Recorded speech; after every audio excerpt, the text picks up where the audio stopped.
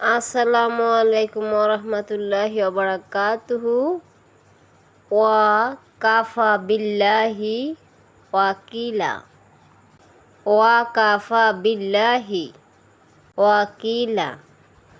আপনি কোনো কাজ পাচ্ছেন না, আপনার কোনো চাকরি বাকরি নেই, আপনার কোনো কাজ নেই, এই ছোট্ট একটি দোয়া কাজে যাওয়ার আগে পাঠ করে নেবেন এবং তাহলে কাজ পেয়ে যাবেন।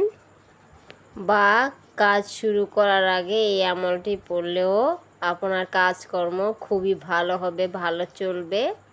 তো এই দোয়াটি অসংখ্য মানুষ জানে না।